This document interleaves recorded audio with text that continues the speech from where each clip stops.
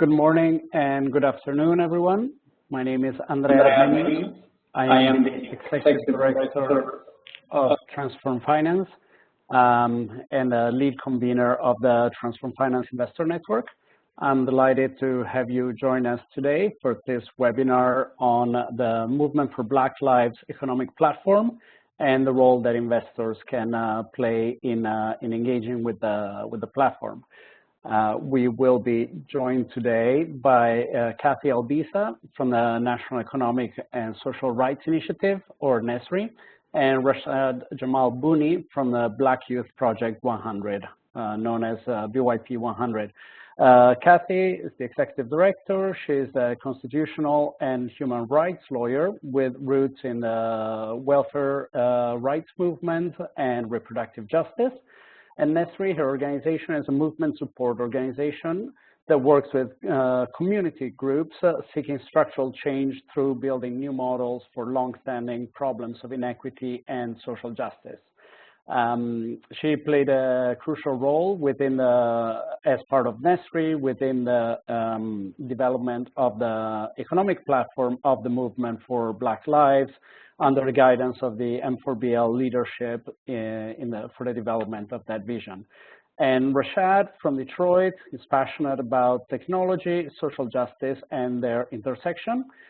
He's a graduate of the University of Michigan, and he has been working as the organizing co-chair for the Detroit chapter of the Black Youth Project 100, which recently started a campaign against the displacement of Black Detroiters, entitled Rooted in the D.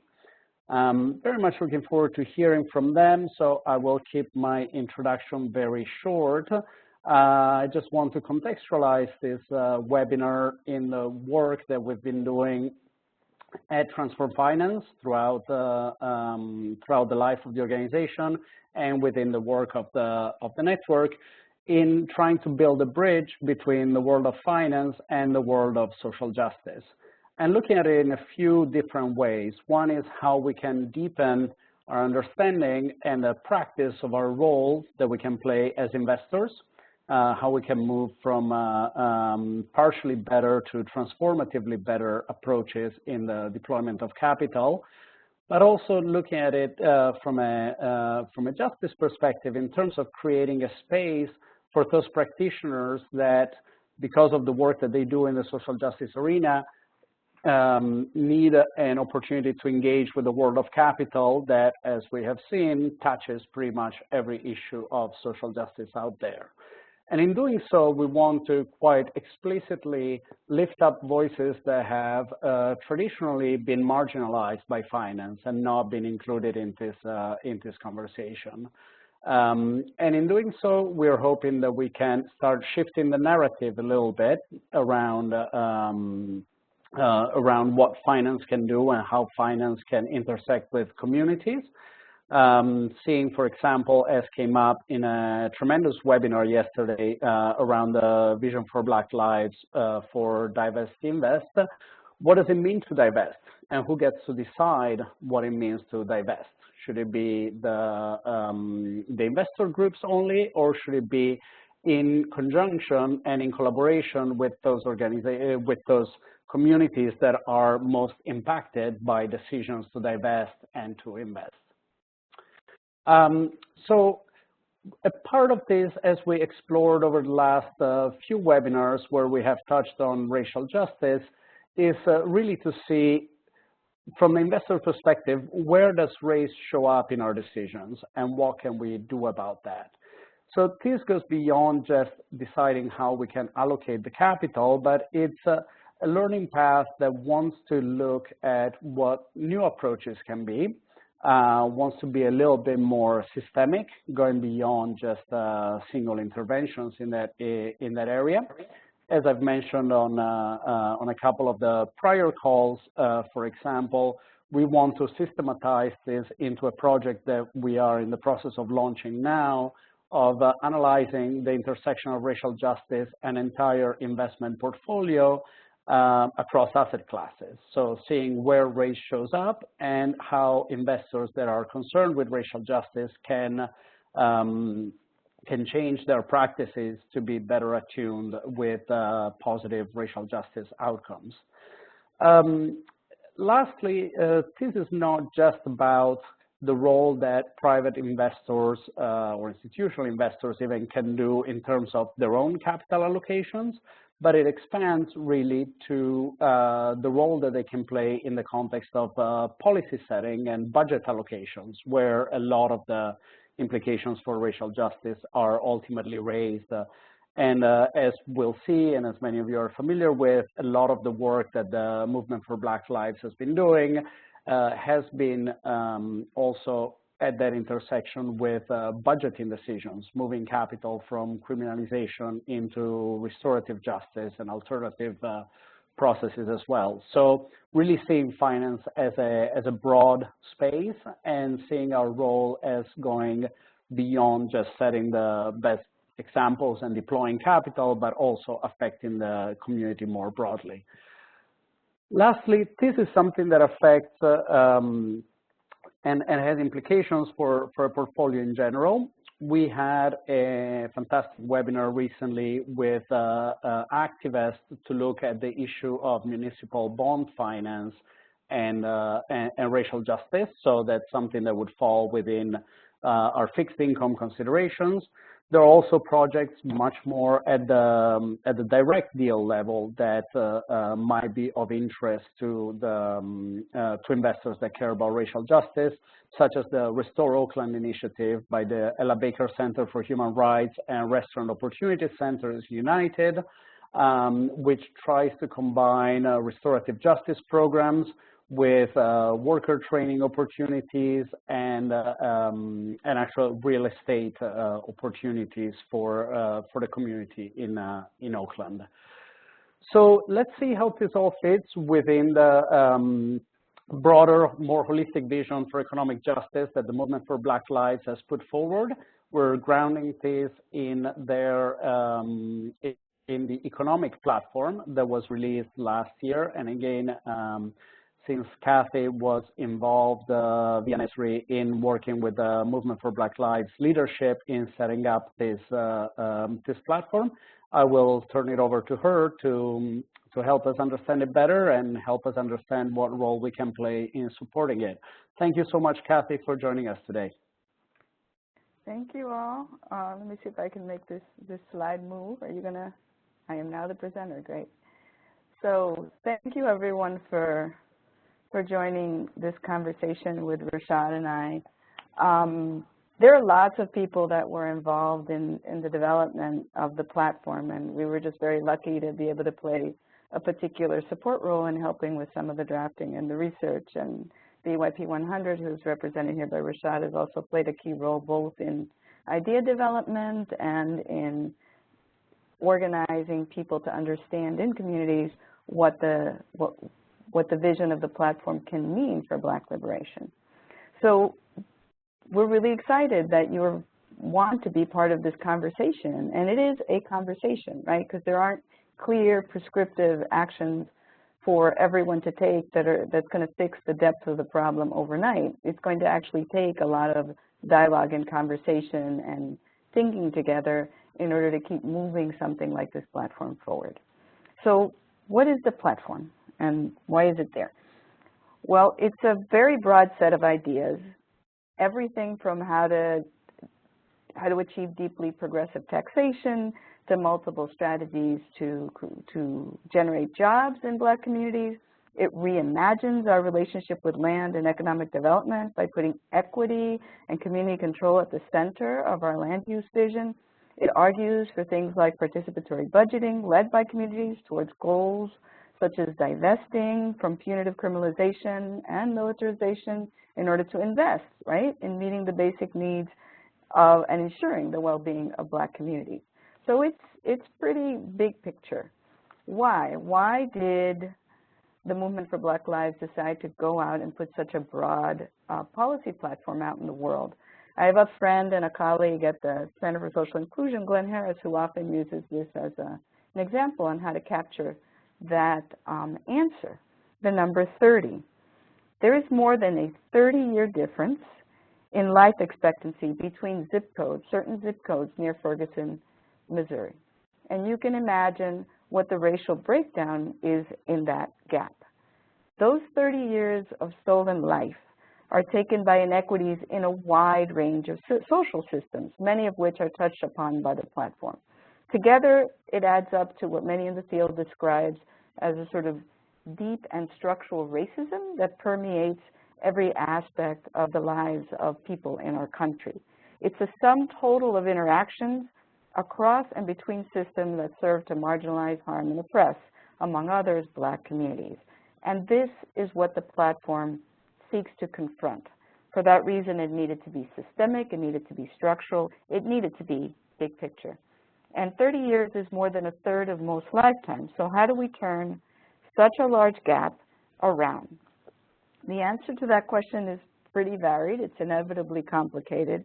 But what we as a progressive community invest in has to be part of the answer.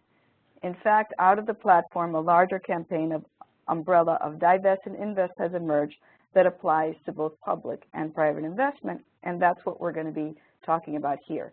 I'm taking the first half of this conversation to talk about the divestment side, the sort of bads that we should either be taxing or divesting from, and Rashad is going to take the second half of this conversation and talk about the goods, the things that we should be investing in.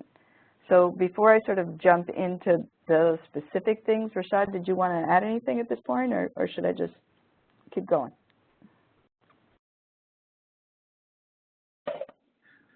No, I think you're doing a great job, Kathy. I'll be sure to add in my content once it comes. All right, thank you. Appreciate it. All right, so the way we split up this conversation is to think about things in terms of bads, to divest and tax, and goods to invest in from both a public and a private perspective. So we need to, I forget to move my slides, but the purpose really behind the platform is to dismantle structural racism that's creating such harm across communities, Black communities in the country. And it's a very simple idea, this divest and invest, to invest in good things and divest from bad things. But what are goods? What are the good things? What are the set of principles and goals we want to be thinking about when we want to be thinking about what we're moving towards? We want to be moving towards things that offer community control and deepen local democracy. That's a central principle of the platform, building agency in communities. We want to move towards things that curb speculation and speculative pressure that exacerbates structural racism. A lot of the privatization we've seen, the speculation, the house flipping, the displacement, really, really deepens existing inequity and does enormous harm. We want to increase equity by centering the needs of Black communities, creating both policy and practice, both from the public and the private side, that starts from meeting those needs. And we want to think about this as providing a form of reparation in response to the centuries of anti-Black racism. We want to be able to name that and recognize it and be clear that that is our goal, and protect Black communities by providing stability and cohesion that those communities have been so long denied. So what are bads? Bads are, as you might expect, the opposite, right? And some of the clear bads that were named in the platform were criminalization, environmental racism, privatization, and inequitable development and displacement. So I'm just going to go briefly through each of them. Some of them are really obvious, right, why you would want to divest, and some maybe a little less obvious in the way that they show up in communities across the country. Criminalization is one of the most obvious, right? The U.S. has less than 5% of the population of the world and almost 25% of the prisoners in the world. That's more than 2 million people incarcerated. Now, the global average, 150 people per 100,000 incarcerated. Even white people aren't faring so well in the U.S. on this metric, 450 per 100,000. Latinos are 831. Now, that's almost double per 100,000. But then you look at Black communities, and it's 2,306 per 100,000. That's astronomical. That's astronomical. That is more than 10 times the global average, more than 10 times. Unless you think that it has something to do, that it can be explained by different behaviors or decisions, you can look at the criminal justice system, and 1 out of 5 people are incarcerated for drug offenses. But drug use is the same across race, while racial disparities for incarceration persist. So remember that white drug dealer on your college campus? I'm sure y'all met him at some point walking around with his bag of weed and whatnot. He is much less likely to get arrested and incarcerated than the same youth engaging in the same activities on a street corner. So the disparities cannot be explained by different behaviors. They have to be explained by the way race shows up. So incarceration is only one way that Black communities suffer criminalization. We see it in the school-to-prison pipeline, where youth are targeted for abusive discipline, where you have excessive security and cops in school. We see it in the criminalization of public housing. We know people in New Orleans who were kicked out of their homes for things as small as forgetting to replace a light bulb that they got fined for. And if you're simply charged for an offense without being proven guilty, you can get thrown out of your housing in many public housing complexes across the country. And of course, then there's the day-to-day street harassment that Black communities suffer across the country. So what do we want to divest from? Again, this is an easy one. This is an obvious one. Anything that moves incarceration, anything that involves needless security and over-policing of any kind. Similarly, things like environmental racism, not hard to understand. Race determines proximity to toxins. Studies done show that that is actually the largest factor that determines how close a person is going to be to toxins. 3 out of 5, get that number, imagine, 3 out of 5 Black Americans are near uncontrolled toxic waste. So again, an easy one, landfills, incinerators, toxic industry, clear bats. But what about things that are a little bit more complicated? Things like the way privatization gets positioned to be a solution to a social problem, right? Privatization, from the perspective of the vision for Black lives, is a false solution. And even though Rashad's going to talk mostly about the goods, because he's in Detroit, he's going to start by sort of sharing a little bit about what that experience has been like in terms of charter schools and vouchers and privatizing the Detroit school system and what has happened there. So I'll hand it over to you, and then you can get back to me, and then I'll get back to you later. You want to go? All right. Thanks, Kathy. So I think it's actually kind of interesting that privatization in the charter school debate has like kind of reached a like new level of like a new level of awareness, mainly because of the Trump administration and all the controversy that had to do with the Betsy DeVos, who like ironically is from Michigan and had like a huge stake in the charter school uprising within Michigan and thus affecting Detroit. So Detroit and Michigan have like kind of like been on this kind of road to chartering for a while now, actually dating far as back as 2002, when our governor John Engler, who was very much interested in the ideals of what is being said as choice, about creating these like independent forces that are like going to force like public schools to innovate more. But what ended up happening as a result of creating this type of, well, the lack of regulation that allowed all these different charter schools to come in, is that they're taking all the same dollars that the public schools are having, not really showing any difference in the level of education. But not only that, by like not having a difference, but also like a huge surge of just charter schools just swamped Michigan, and with like absolutely no cap to the amount of charter schools that were able to enter Michigan and Detroit, and not much regulation, like not even states even having the power to close these schools down. Only that power being vested in the for-profit companies that are a part of charter schools. So they enacted regulations that extended charter ownership to public school districts, community colleges, universities, like giving it a huge amount of range and giving it a financial incentive to these entities, like giving 3% of the share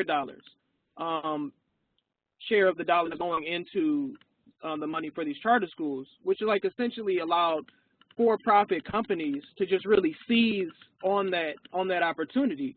And now they own, for-profit companies own about 80% of all the charters that are in Michigan right now.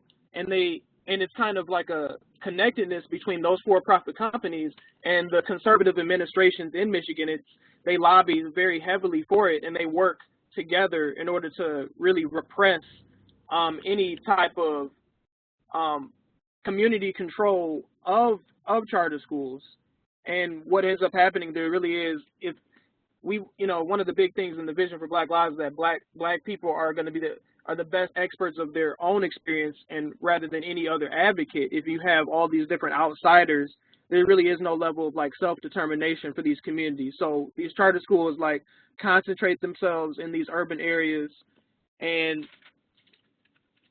ultimately they just it's like such a huge disparity. Like in like my side of the city, like the northwest side of the city, there's 3,742 students that would be ready for high school, when there's only 3 high schools in that area. On the east side of Detroit, where there's 6,018 students that be ready, there's only like 3 high schools. Whereas like in the charter schools, they all concentrate in the downtown area where there's a lot of wealth, and that's like 1,000. That's only 1,894 high school students, but there's 11 high schools in there. So it's like it's showing how just the pure free market, when allowed to jump into an area with a bunch of poor people, a bunch of black people, those same type of disparities that you see in any other way in the free market is gonna show itself even in things that have like such a good intention, such as schooling. So like as you can see, like we have all these statistics about what's going on in Detroit. 70 public schools have been closed. Charters are still growing by 20%. You have public schools with a deficit of $283 million. It's the 41st in the nation in 4th grade reading, 28th, again, 2003, and 84% of charter students in Michigan performed below the state average in math, and 80% were below the state average in reading. So what you're seeing is like you're seeing literally no quality difference and no there's no result difference, but you're letting all these competed entities and charter schools scramble for the same amount of money, and it's really causing like a huge crisis. Actually, Rashad, it's not even no difference. Scores have plummeted. As Detroit has been charterized, that's why it was 41st in 4th grade reading now, and it was 28th in 2003. So not only has it not done any good, but by creating this dynamic where you have failing enrollment in private schools, so you have rising debt for public schools while charter schools get the resources, you're actually overall really suppressing learning across the city. So do you want me to talk a little bit about New Orleans? Yeah, absolutely. Okay. Yeah, so sure. You can also, did you want to do?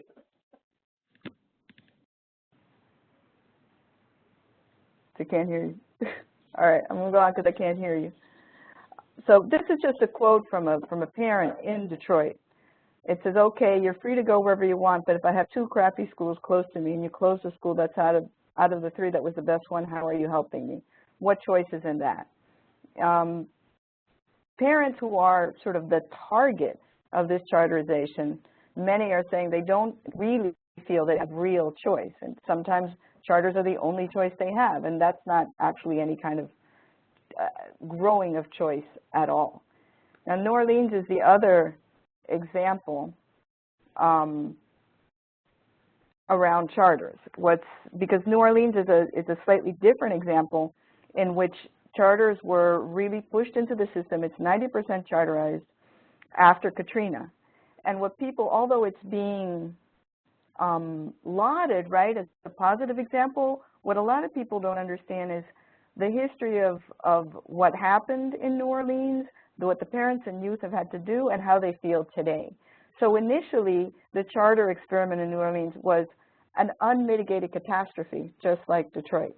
They put all these charter schools in place after the storm, and they were pushing out special ed students. They were targeting students with abusive discipline. They were consistently doing what they call creaming, only taking students that would give them the highest test scores, and the system was in crisis. Now it's described as a positive example, but in part, it's because government, as Politico said in January of this year, government has reasserted its role in New Orleans. It's actually imposing accountability on the charter schools a little closer to the way it would on the public schools, but it still hasn't approximated, according to the parents we speak to, their public accountability. What we hear from the parents in New Orleans is that the school remains fragmented. They find it hard to navigate, that you can't improve the system as a whole. You have to go one school at a time because there is no sort of system-wide cohesion, and that they often will show up at a school who's supposed to take their kids, right, because these are still floated by public dollars as well, and told, oh, I'm sorry, your kid is not a fit. It's sort of completely contrary to the spirit of universal public education that was a result of the common school movements that made public education a right in this country. So while there are many challenges around improving public education, from the perspective of the platform, from the perspective of the movement, from the perspective of many Black communities across the country, charter schools are a solution. I mean, we understand that it is a controversial topic, and even members we have in our education coalition who believe this will still send their child to a charter school because it's the best option they have, but they know that it's not a good systemic, long-term structural solution for their communities. The next false solution, before we get into something a little bit more positive, is inequitable development. Inequitable development is something that has devastated Black communities. Our development frameworks lead to either abandoned neighborhood in some areas and the displacement of Black and other low-income communities in other areas. It's uneven development. It's either blight or gentrification. Now, we're not the only ones who think this. In fact, Aaron Walker, the president of Ford Foundation, was at the Schomburg the other day, and he was talking about a community meeting where a woman was anguishing over the fact that a supermarket was coming into her neighborhood. Because when she thought about that supermarket, she didn't think about the fact that, oh, maybe I'll have a nicer supermarket, or maybe I'll have better food, or maybe I'll have better prices. All she could think about was, that supermarket's not being built for me. That supermarket means that they are, quote, improving this neighborhood, that rents are going to go up, that I'm going to be displaced, and that new people, probably not Black people, are going to be coming and taking over this neighborhood. So he asked, Darren Walker posed the question, how can we improve neighborhoods without displacement of people and destruction of affordable housing?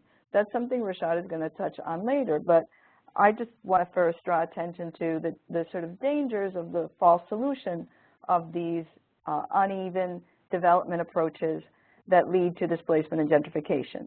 So what you're seeing there is a picture of the Inner Harbor in Baltimore. I'm using it as an example. In Baltimore, they call this Gold Coast development, right? Actually developing the coast. And the idea is you want to draw wealth into the city through offering public subsidies to private investors. And they've been doing that since the 1970s. So the supermarkets came, the stores came, the rents and the housing prices rose, and the people who were there were pushed out and never received the benefits. I'm going to use Baltimore as an example of something a little bit, give you a little bit more sort of detail. So since the 70s, this trickle-down development policy has been put in place in Baltimore. It created a speculative real estate boom in the Inner Harbor, and of the 50 largest cities in the United States, Baltimore has moved to the 15th in terms of census tracts that have gentrified. But nothing trickles down. As I said before, cost of living goes up and incomes remain low. When you combine all the people currently on disability-related assistance, diminished federal housing assistance for households with income under $25,000, and the city's trickle-down approach, what it does is it becomes not a development approach, it becomes a forced eviction approach. It becomes a strategy of displacement. Currently, almost a third of the city households are at risk of homelessness or displacement. And on the other side of the ledger, you have tens of thousands of vacant homes deteriorating across the city a visible reminder that development dollars were not used to help the entire city, did not follow needs of communities, but were concentrated in order to attract wealth rather than sort of meet the needs that they were supposed to meet. So if we go back to the principles that the platform put out, you can see that that kind of development approach doesn't meet any of them. It doesn't offer community control and deepen local democracy. It actually exacerbates speculation, right? Houses become more expensive, land becomes more expensive, which exacerbates structural racism, because if you look at the history of racism in housing, it explains a big part of the wealth gap in this country. It doesn't increase equity. On the contrary, it actually concentrates the resources into the newcomers. It is not in any way a form of reparations, and rather than stability and cohesion, what you have is serial displacement and, again, pockets of deep, deep blight. So we need to think about how to change our development paradigm and what we invest in. Another example is tax increment financing. I don't know if you all had heard of that. I hadn't heard of that, so we started working with partners in Baltimore. This is a form of giving private corporations a benefit by diverting future property tax revenue from a defined area or district towards a particular project. So the example I'm going to really focus on, again in Baltimore, is Under Armour, but there's been 3 of these.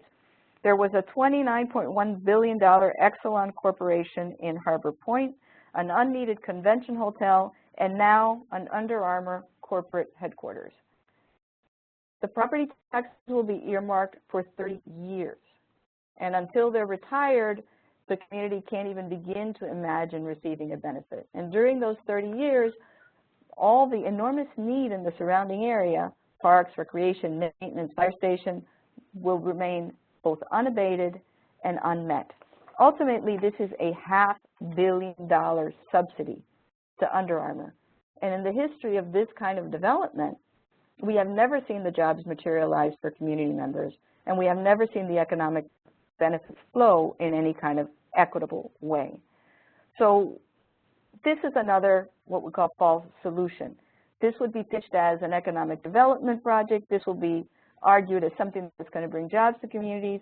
But the reality is the benefits flow very inequitably towards private investors, not for communities, not for schools, not for healthcare, not for education, not for jobs that are guaranteed at a living wage, because we rarely see those actually happen.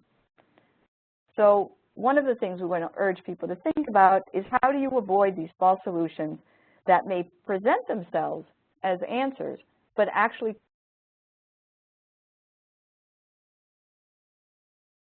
years only growing. So now I'm going to hand it over to Rashad, because he's going to talk about 2 solutions that are not false solutions from the perspective of the movement for Black Lives, from the perspective of the vision, and from the perspective of many communities across the country, specifically community land trusts and Black worker co-ops. So I'm going to hand it over to you now. Thank you. I'll just jump in with one quick comment there for the group in general. If you would like to ask a question at any point, please, if you're using the WebEx platform, use the chat function there, would be the easiest way.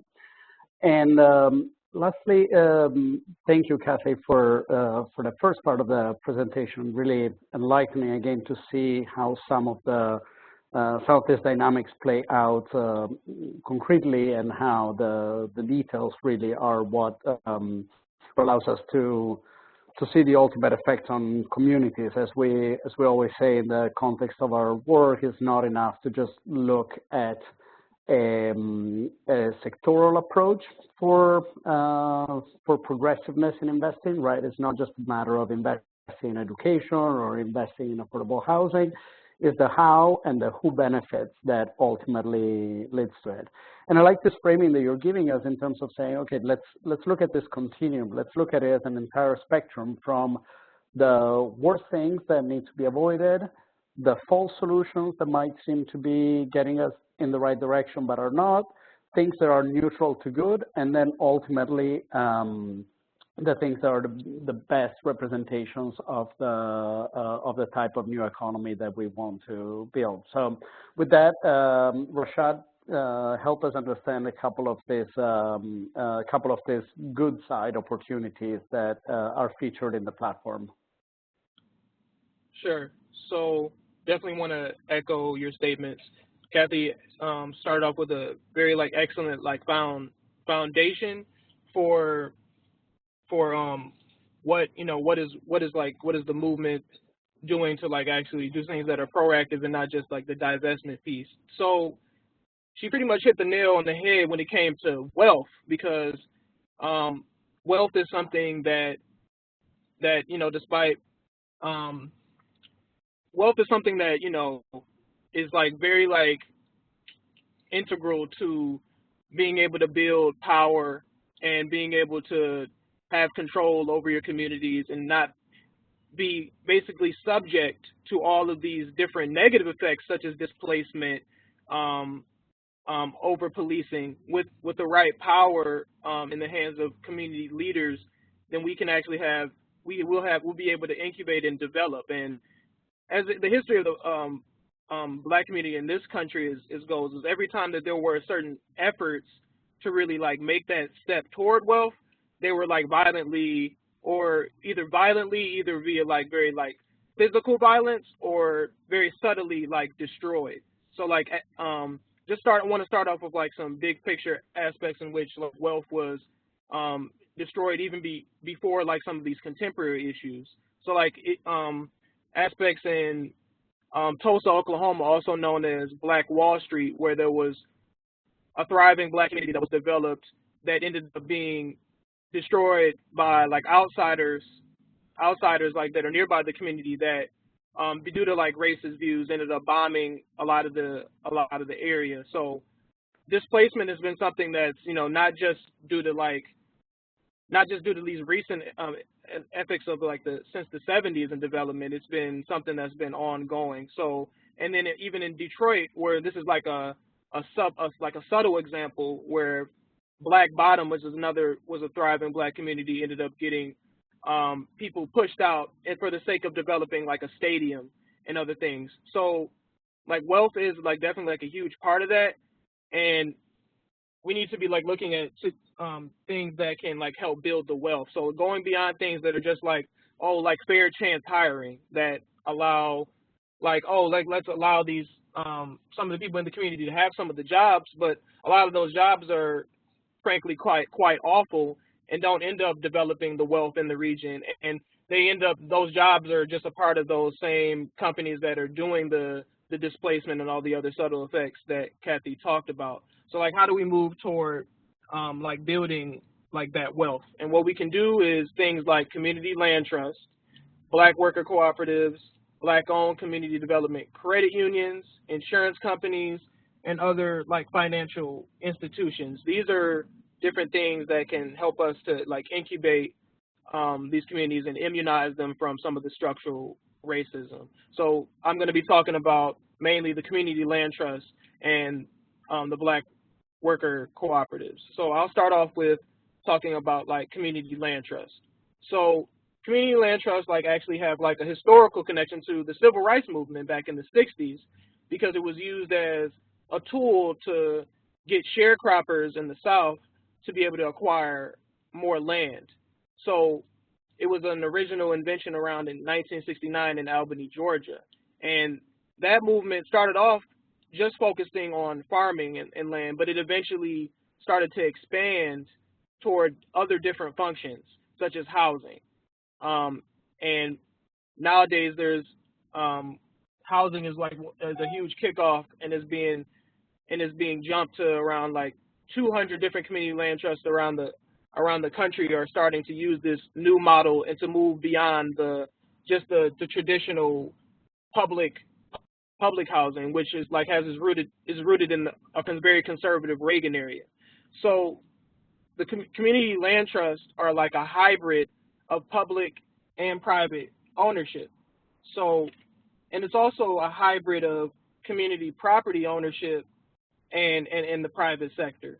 And what happens is people are given what is called a ground lease, in which the different residents of the community are able to get ownership of the home and the community land trust retains like the ownership of the land.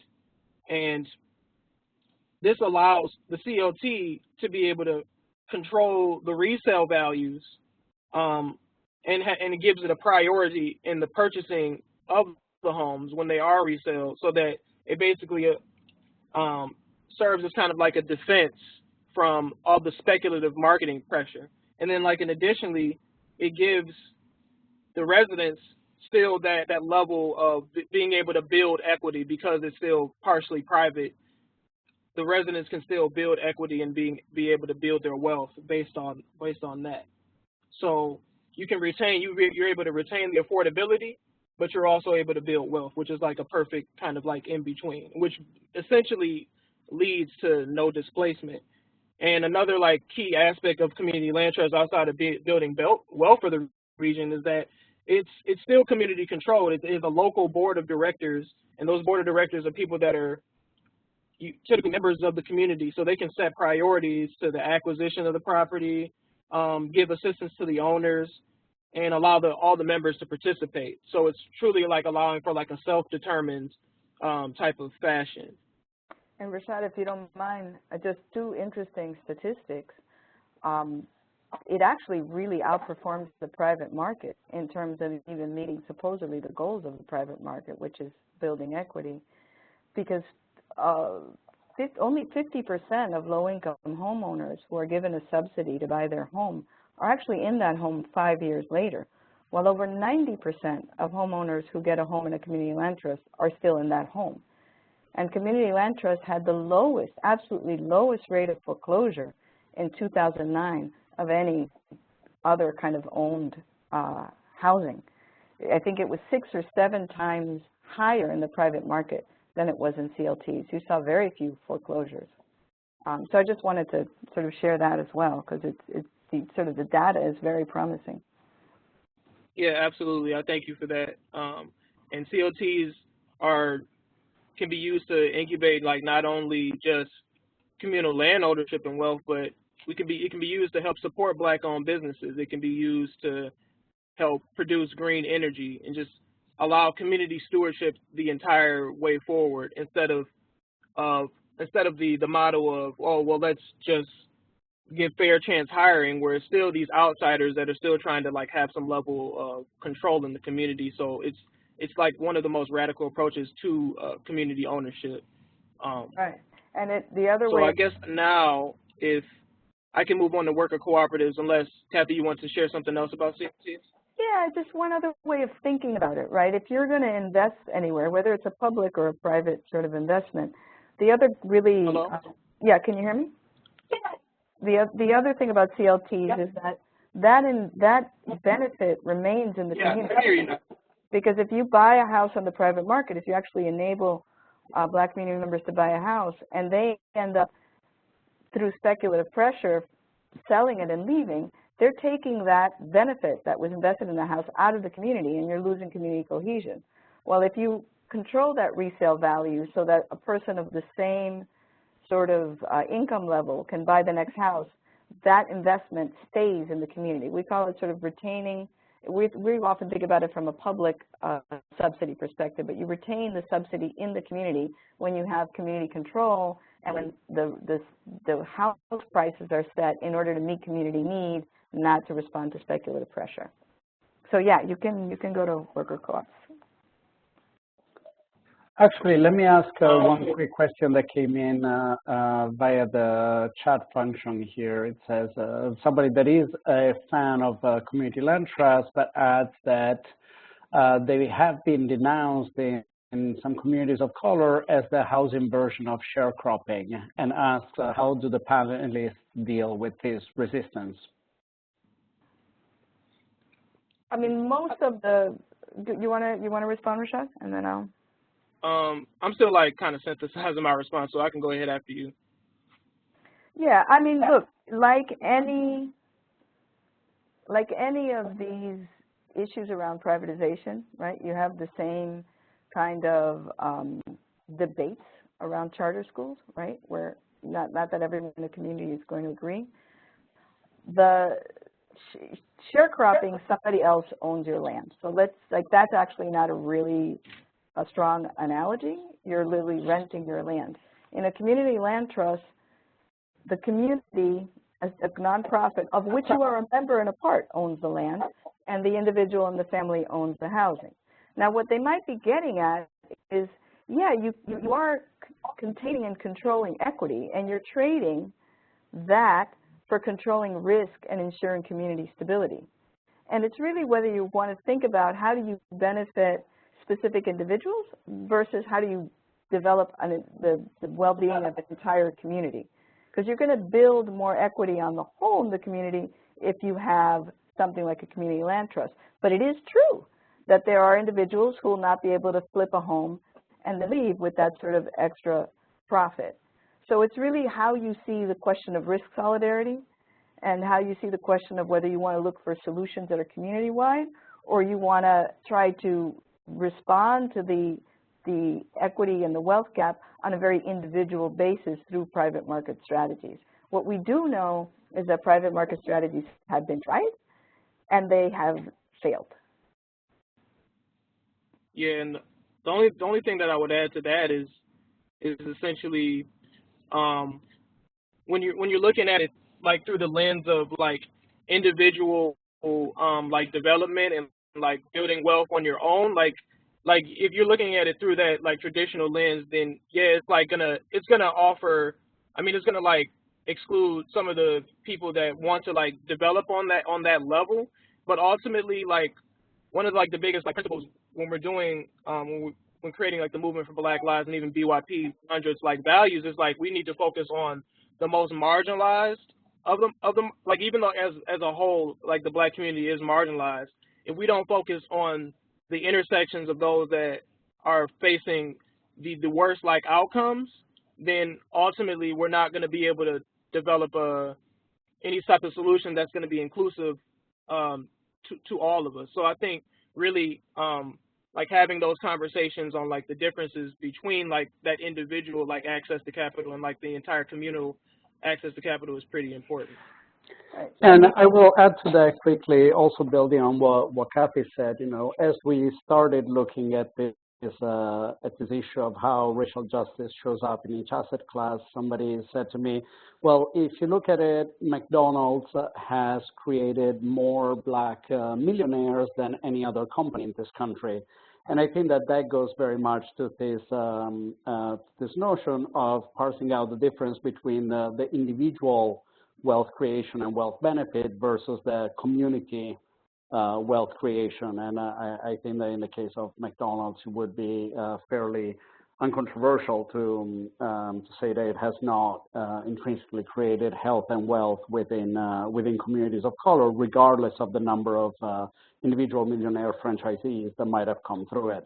Right. The other thing to just note to that sort of a response to that, it's actually to that conservative concern, right, about individual wealth building. Community land trusts, especially in places like Baltimore, actually do not hold back anyone in any community from increasing their individual wealth. And in fact, by addressing things like the uneven development, the blight, and the abandonment, it actually supports a kind of more stable property values across the city. So it's also hard to understand how that is necessary, how growing that sector in any way would hamper the sort of glass ceiling kind of concerns about Black millionaires. And also, I just I thought of something else I just wanted to add to the piece. I think we need to be looking at the historical wins of let's say I brought up the civil rights movement earlier, and if you look at the wins of the civil rights movement, it was essentially we were able to have integration through representation. You have representation and you have individual access. So it is technically possible that you know certain individuals can reach certain levels that they've never have been before, but there hasn't been a lot of work on they've been focused on equality, but not really equity, and like looking at really like the outcomes of these situations for the Black communities as a whole. And there was a lot of conversation around like, oh, we've reached a post-racial society because we're seeing, oh, these, you know, these Black millionaires, like from McDonald's, or you can point to individual references of like individual success, but like looking at all the different structural problems that are just putting so many other people out, the vast majority out, then it's really not, we won't really achieve racial justice until we like focus on things that are more equity centered. And just to echo things I've heard many a times being brought up by spokespeople for the movement for Black Lives, the goal, the vision behind the platform is to actually create solutions that center those that are most marginalized, right? So the vision actually talks about Black people, but also talks about trans people, talks about migration status. It's really looking at all the intersection that marginalizes all Black people in this country and wants to look for solutions that put the people that are most at need at the center, rather than, again, the sort of individual solution of building some more Black millionaires. So it doesn't actually, that's why community land trusts much more closely align, and I think we have to even do them differently. There's a lot of work that still needs to be done in community land trusts to make sure that they are available to people of the lowest income, which is what we describe as people that are 30% average median income and under. And it's possible with the model. And that's where the conversation with investors and with government is important, because we have to build those solutions together. So you want to go on to co-ops, Roshan? Sure. So yeah, I'm glad we were able to have that discussion. So as it relates to jobs, I think worker cooperatives are like an excellent piece. And now we're talking about communal ownership, but now not necessarily communal ownership of the land, but now communal ownership of actual companies. So from a very like high level, a cooperative is simply an institution, a company, but the employees are actually co-owners of the establishment. And as we said before, like joblessness and a lack of employment is like one of the greatest threats to Black communities. And Black people are excluded from employment through like so many different practices. Some have already been stated, like mainly via criminalization, but also due to the school to prison pipeline and such an educational like crisis going on in urban areas. It's creating a lot more of a rooted issue as well. But how can we use that same model of like community ownership, but do it when it comes to jobs? And worker cooperatives can address that joblessness, but because it's centered with the community in mind, it meets that intersection of both business and social impact. And it provides job opportunities that will actually allow these members of the cooperatives to actually to develop. It gives them dignity with their work and not just giving them something that can just literally make their ends meet. And it allows them to build wealth locally. And it, outside of I already said about creating quality jobs, but being able to contribute to not only the success of the company, but you also are ultimately committing to building the success of the community as a whole, because the community and the jobs are intersected as opposed to just private ownership of companies that are just really there for an extractive type of purpose. They just want to get the labor out of you, but are necessarily putting in wealth into the community. Right, and the jobs that co-ops offer tend to be higher wages, they tend to have better conditions, and they also tend to involve a lot more ongoing training and development of the employee owners. So it's an investment in the people, it's an investment in the community, and it's a model that we should definitely be thinking about bringing to scale, and that's where capital really comes in, because there is a challenge in getting enough capital to bring some of these efforts to scale. And finally, I just wanted to say another thing about the communal aspect as with respect to the individual aspect, is that not only are you, when you focus on like individual things like creating more wealth for individuals and creating Black millionaires, what you're also doing by like focusing on more of a communal ownership model is that you're actually allowing a better support within the Black community to support themselves.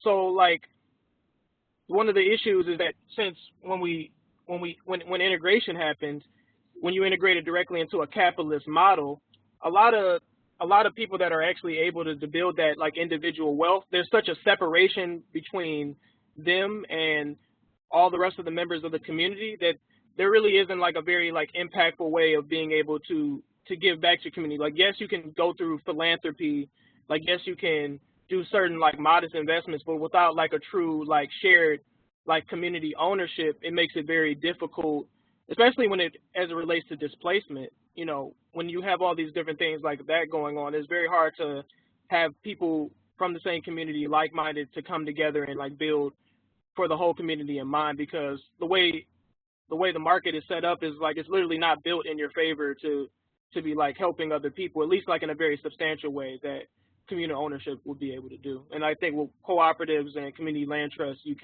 that's like just the first step. Obviously we can add to this, and it's not perfect, but it's that first step toward building that type of like world where Black liberation can actually happen.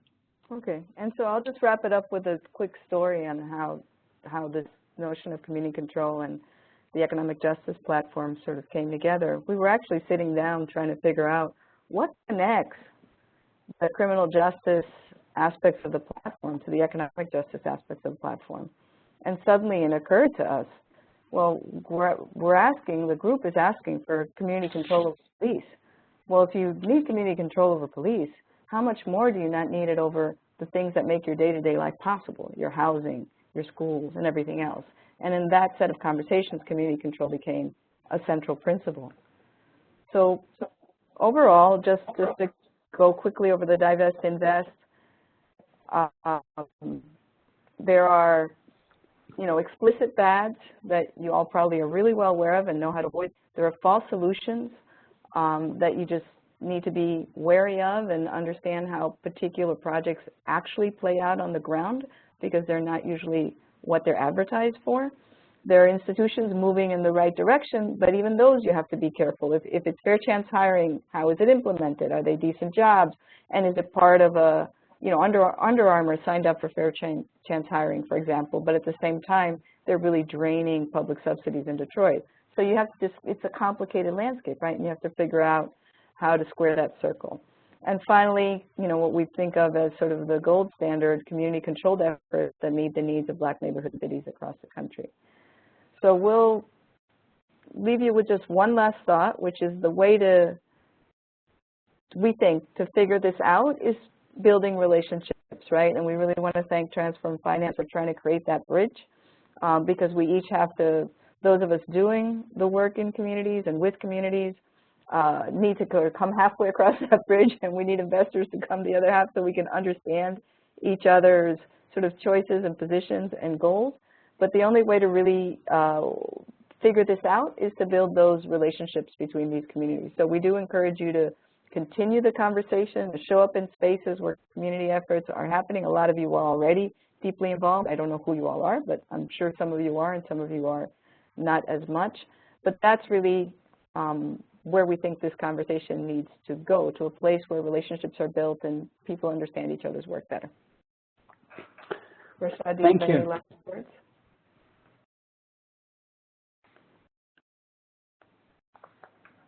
And just to be clear, in terms of last words, this is just in terms of the presentation. Now we have a space for questions and a little bit of discussion. So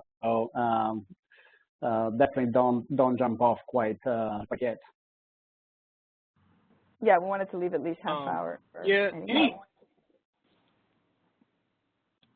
So I mean, a lot of things, great things have already been said. The only thing that I would add is just when you're looking at the divestment investment model, think of the things that we're divesting from, like when it comes to issues with the punitive system, prisons and police.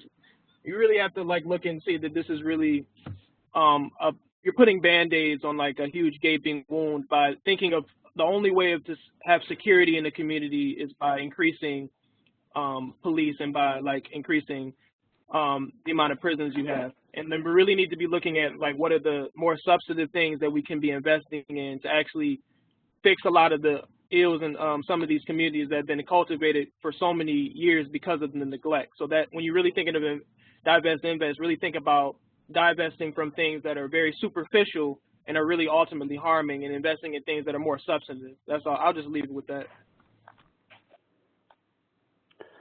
Fantastic, thank you. So I will try to bring up a few of the questions that have been coming through the chat and combine them into a couple of main topics. You know, one observation that has come up is really very much this difference that we get even in the narrative, right? If we look at what Kathy was bringing up in terms of what the Movement for Black Lives views as the divest invest topic, right? And how far it goes beyond just the issue of environmental divestment from fossil fuels. That is how a lot of the investor community would traditionally understand that terminology, but really looking at how to move institutions, how to have more of these community control processes. I think that's an example of how even just the conversation and the framing is being enriched by building this bridge. Now, one thing, if I may try to bring it together from some of the comments that I've seen coming in the chat, is more proactively on this role of the investors and the way in which they can fit into the scale or of this initiative. So worker ownership is something that, of course, even within the Transform Finance Investor Network, we've been looking at for quite a while, and it's still a fairly limited space, and one that doesn't necessarily always lend itself to some of the as I see in one of the questions, some of the parameters that the investors might have already pre-established. So as we know, there are some asset owners who can be a lot more flexible with the returns that they seek, others that have somewhat stronger limitations. So maybe I'll put the question out to you, Kathy. How can we reconcile a little bit this idea of the localized community ownership with the role of the investors that have traditionally seen their piece as part of ownership as well? And how can this be scaled up? You know, you ask all the easy questions, and I really appreciate it. Something you said once that I want to kind of throw back at you that might make sense as a frame. You once told me that an investor shouldn't think about walking away with more from their investment than the community does, right? It's just really, if an investor is expecting to get something out of their investment, but that's a shared investment, right? Because the community is putting in a lot as well. So how do you actually generate a dialogue as to what a fair investment is and what are the goals of that investment, right? And sometimes things are not going to work well if they are structured traditionally with the kind of return on an investment we expect. So, you know, it could mean everything from some things are not the kind of investment you want for a specific ROI. Other things might be worth getting a lesser ROI, and yet third kind of options is maybe there are different ways to restructure investment if you get creative and sit down with communities to figure out how to move in these directions. But, you know, I definitely don't have the technical expertise to offer prescriptive solutions on that level, but I do know that a process is needed to think out of the boxes that we have limited ourselves to. Yeah, I absolutely agree with you, Kathy, and this fits very well in that idea of saying that there is a role for investors to play, and you know, we're talking about a fair allocation of these various roles. So looking at it not from a place of investor primacy, but a place of investor support, where you say, investor group, like everybody else, has its own constraints around the kind of risk that they can take on, the kind of returns that they might need, but modulating that within the needs of the community and within the theory of social change that is being put forth. Actually, in the next webinar, in 2 weeks or so, we will be looking at some of these alternative forms of investment into broader scale cooperatives, not just worker-owned cooperatives, but more on the tech platform side, and picking up again on some of the technical elements that we had looked at a while back with Namaste Solar on the use of preferred equity and some other instruments that can capitalize co-ops in ways that can actually be done at a bigger scale than the more traditional worker co-op financing. I wanted to bring up now a couple of examples of investor activity that we have seen to inspire the folks that in the chat also have been asking how can we be more involved, and then perhaps call on one or two of the investors or the asset owners from the foundation's side that have been looking at these issues for a while. So we participated recently in a prison reform convening for impact investors put together by the Rockefeller Family Foundation and ICCR. There was really an effort to look at what role investors can play that goes beyond just the investment from private prisons, but in a more holistic way, looking at quality jobs, looking at fair chance hiring, and some of the other opportunities. And I think that looking at it from the sectorial perspective actually makes sense, right? It's a variety of initiatives, some of which will fit some of the investors and some will be good for others. The other initiative that we've been following closely is Spark, which was launched at the Schomburg Center. That's what Kathy was referring to earlier when making a comment about that Darren Walker made from the Ford Foundation. And interestingly, Spark has this $90 million effort to capitalize a select group of cities within the United States. Has been working explicitly on the idea of how to build a racial justice element into the analysis of the projects that will be funded by Spark. And we have been in conversations there with the NRDC Center for Market Innovation, that is one of the members of the investor network, that is trying to figure out almost as a due diligence aspect on the projects through Spark, what the racial justice effects will be. As an example of how that is done, I don't know if many of you are familiar with the Prince George County in Chesapeake Bay effort for a stormwater runoff bond that built into it very explicitly this idea of saying, well, which communities will benefit from this? Who will the jobs be created for? And how will race be showing up within a project that on its face, if you think about stormwater reduction, doesn't necessarily sound like a racial issue, but ends up very much being a racial issue.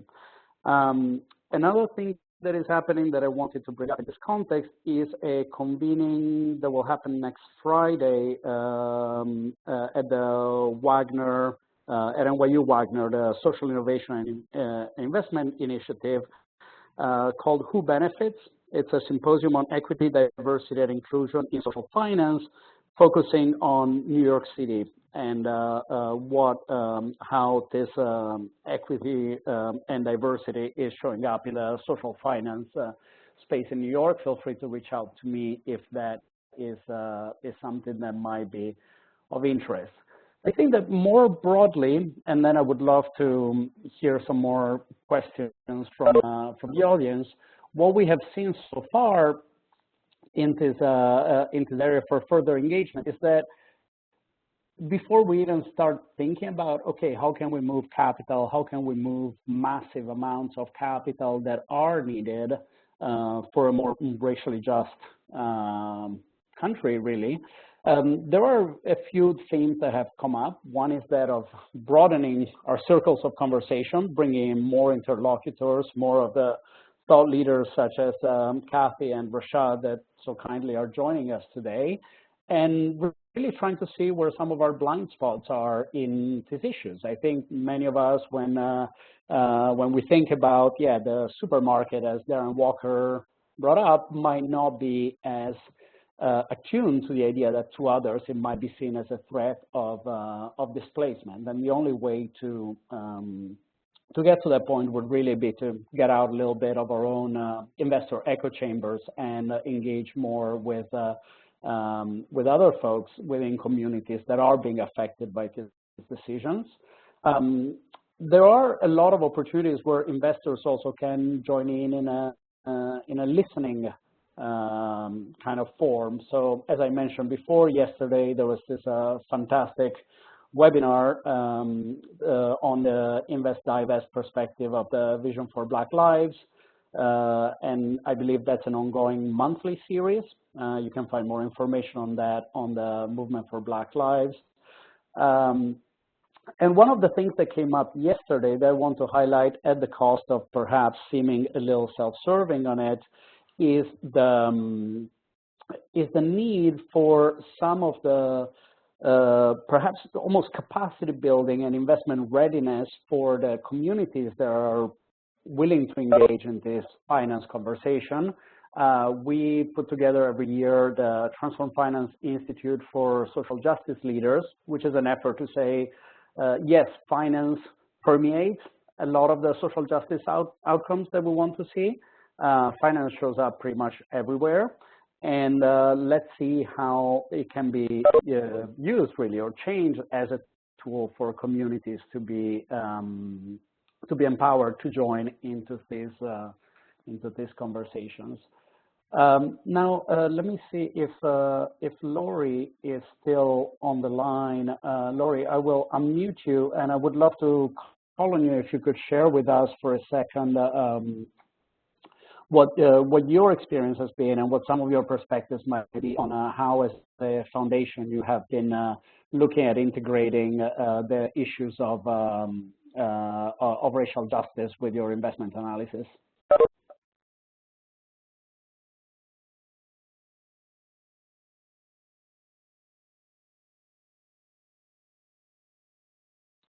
I see you're on. If you could unmute yourself.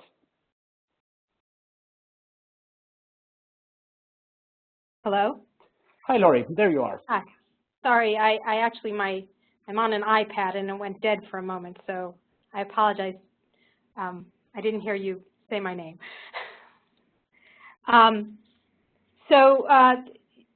Just to say a little bit about Hazen Foundation's approach on this issue. So we are a racial justice funder, an endowed foundation, and have been thinking a lot over the years about how we use our capital to advance our mission goals.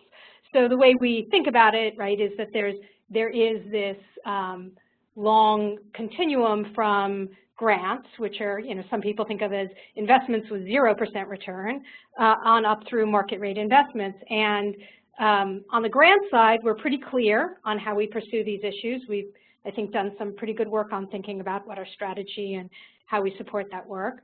There's direct investments, which could be the kind of things like community land trusts, some kinds of CDFIs, a variety of other kinds of direct investments in work that supports communities of color.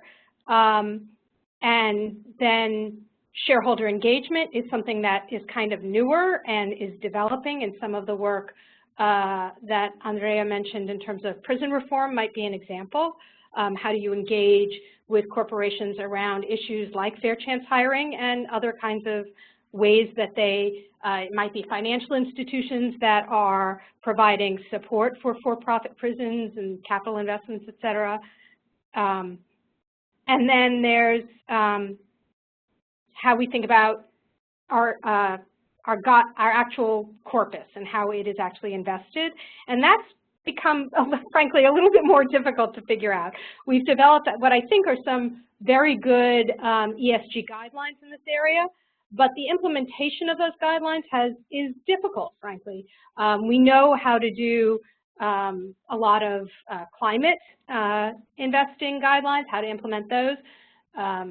Fossil fuel divestment is obviously something a lot of us know about, but short of the obvious divesting from, for example, for-profit prisons, when you think about how to use equity for good rather than bad, as Rashad and Kathy have been saying, what does that mean? What are the measures? What are the available data sets that you look to? How does that play out in other asset classes? And frankly, that's been a struggle, and one that we would love other people's help in thinking through.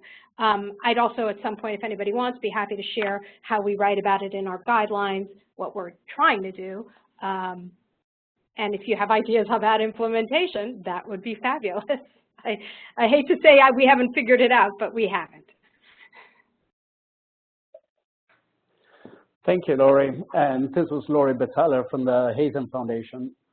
And again, perhaps at the cost of sounding self-serving for our organizational work, the issues that Lori brought up in terms of how to operationalize some of these guidelines are very much at the core of this project that we've now mentioned a couple of times around seeing where race shows up in each asset class and how one could go about improving those practices. So looking very concretely at what investors can do in terms of finding opportunities. They're not just the small direct ones, but that could go across, in the case of foundations, their entire corpus. One other thing that came up, and maybe that way I can turn it back to you, Kathy and Rashad, is how can investors keep in touch with the movement for Black Lives and in general build more alliances beyond the learning opportunities that we've talked about?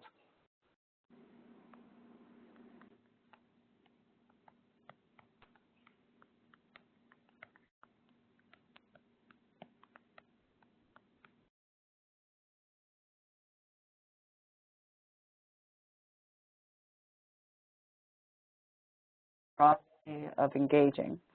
I think you were on mute, Kathy, if you don't mind starting over. Oh, okay. Can you hear me now? Yeah. Sorry. Maybe Rashad was on mute too, because I was asking him when no one heard me. Are you there, Rashad? Did you want to take a shot, or do you want me to jump? I can jump in after you, since you already started talking. All right. I had asked you, but I was on mute, so nobody heard me. Anyway. I think there's two ways to think about it. There's sort of very targeted ways to think about it and sort of broad ways to think about it. I think the broad ways to think about it is really learning about the different efforts around the Vision for Black Lives and the movement for Black Lives by showing up, right? It's, as you suggested, showing up on those webinars, showing up when there are public events, showing up where there are convenings, getting to know people, understanding what the thinking is, getting on the various kind of announcements, and just getting to know that space. But then there are, I think, more targeted opportunities, and that's where I might, dump a little bit more back on you, Andrea, at the risk of making you self-serving. I think that there are, you do need to work with intermediaries like Transform Finance to figure out where there might be specific opportunities, to understand where there might be sort of more concrete, targeted relationship building that can be developed to lead to more particular outcomes around investments. I do think that's where intermediaries play a useful role, and I would encourage people to sort of, if you have thoughts and ideas around that, to reach out to Transform Finance, and Andrea will reach out to several of us, and together we'll figure out who to put together in conversation. Rashad, you want to add anything? Yeah, adding to that, quite simply, you can just really think about it, approaching things from just there's a very high level way to approach things, which is trying to make context between the policy makers in the movement for Black Lives. Like, as you can see from all these slides, that there's an entire table that's set that's just working on like the policy aspects of things is policy.m4bl.org. But then there's you have to realize that this movement is a very decentralized movement.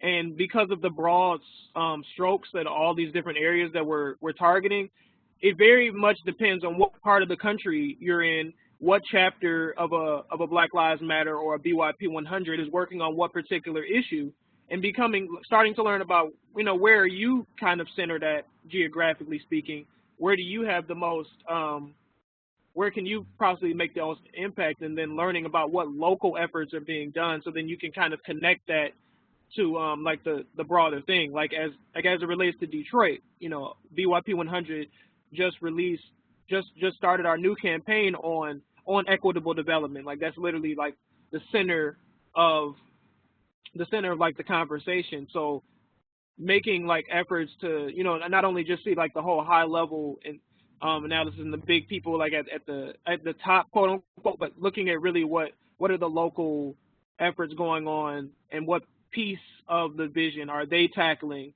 and how you would like to really like interface with that.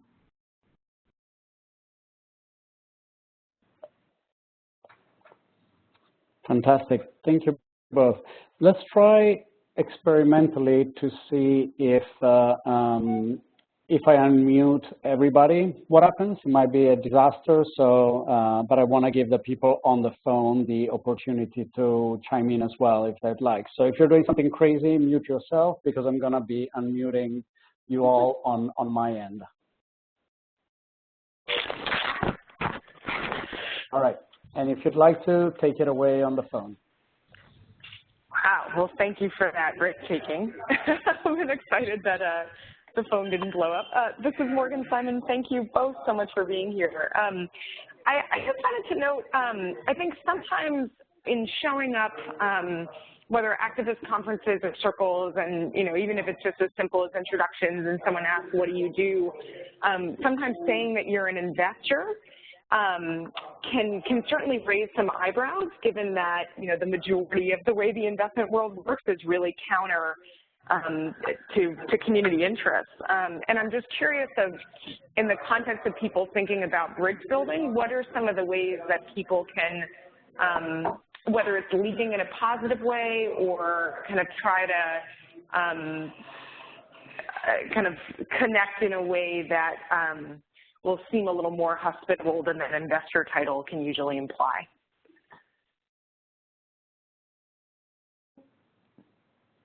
Rashad, do you want to answer first? I mean, I'm a lawyer, right? Yeah, that doesn't help sometimes either, but. That's an interesting question. Like in my experience with organizing, like situations like that haven't really like come up, so it's hard to like draw like direct examples. But I think like ultimately you shouldn't really be like focused so much on trying to like give it from the angle of like, what can I do to really help, until you really have like made sure that you're like a very like, well abreast on the community and like in the issues, and then maybe like moving on forward into like how you can help. I think we have like there is like a lot of level of aversion, because not only like, obviously the investor title has that level of like, well, you're probably doing things that are directly against what I'm doing, but also the type of savior kind of complex that I feel that can kind of permeate that space too. So also like focusing, not really like trying to like focus the conversation so much, at least within the initial like entry point of like, what can you do, but rather like focusing on like, say like what are the issues. So that's all I can say about that. Yeah, and all I was going to add is I actually think it is always better to just be, authentically who you are, right? And just to piggyback on Rashad, to come into a space and say, I'm an investor, don't know quite how I fit into this, but I'm interested in what you're doing and I want to learn, is definitely would be probably far better received than coming in and saying I have a solution or I think I can help you, right? It's the with and not for orientation. I think that's more important than where you happen to sit in the world in any particular moment. And I do think it's important to be sort of frank and upfront with people about who you are and you know, what informs your perspective. Super helpful. Thank you. Wonderful. So we can share with you the contact information for Rashad and Kathy, and here's a slide for Kathy's. It's Kathy@nesri, nesri.org. If you would like to get in touch, or feel free to come, of course, through Transform Finance, and my contact information is andrea@transformfinance.org. And I would like to conclude this by saying, again, this is a starting point from our perspective for a very, very long path of work, one that can't happen fast enough, but also has to happen at its own pace. So we really view it as a relationship building opportunity, as a learning opportunity on both sides, as a way of building this bridge. And to the extent that we can find ways to start moving capital progressively from the bad, as Kathy was framing it, towards the good and towards the best, but doing so again with an understanding that it's more than just moving capital. It's really understanding the roles that we all play and how we can forge some relationships and some ways of working together that can be a lot more equitable and a lot more supportive for the movement for Black lives and for other social justice movements that are doing a lot of the work that is at the core of the vision for the world that we all have. So thank you, Kathy, and thank you, Rashad. Thank you to all who joined us today. If there's any last words that you wanted to say, please go ahead. Oh, Morgan, was that you? No. Okay. And I last word, just thank you, Andrea, for putting this together. Great. Thank you very much. I really appreciate it. It was super informative, very, very helpful. And I look forward for all of us to continue working on this. Rashad, can you share your email over the line now, and then we can also share it by email to the participants? Sure. Do you want me to just type my email address? Would that be sufficient, or?